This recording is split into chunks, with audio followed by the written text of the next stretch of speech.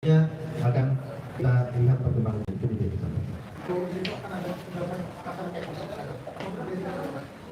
Ya, jadi ini sudah ada dari tiga. Ya, jadi ini karena perkara ini kan selalu berkembang ya, penyelidikan dan penyidikan ini. Ya, yang di hadapan kita ada 3 tersangka. Sementara ini yang kita serahkan untuk pengembangan lebih lanjut, tentu kita akan lihat dari fakta-fakta yang ada di lapangan. Mungkin itu. Ada lagi kan?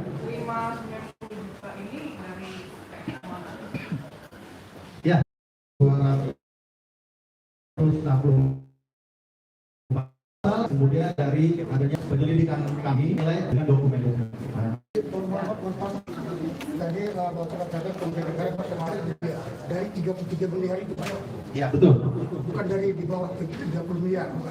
Dari 33 miliar pengadaannya. Betul. Ya, setelah di audit oleh BPK RI.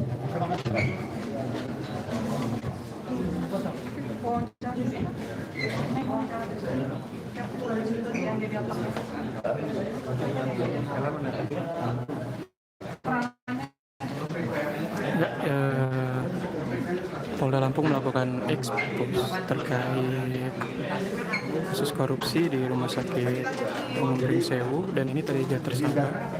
Teman-teman sekalian, sudah kita jelaskan bahwa peran masing-masing dari 3 tersangka itu, yang pertama adalah selaku PKK, ya, dari pertama tersangka atas nama RIP bin EAZ itu sebagai PPK, di mana yang bersangkutan ini adalah salah satu kepala puskesmas ya, di Tergineneng yang dituntut sebagai PPK.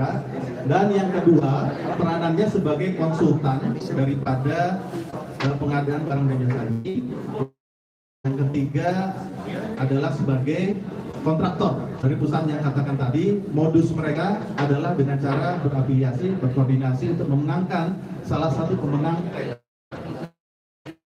Ya itulah kira-kira. Dan diperolehlah kerugian negara senilai 4.896 juta sekian. Berarti ada peran pelajar siapa?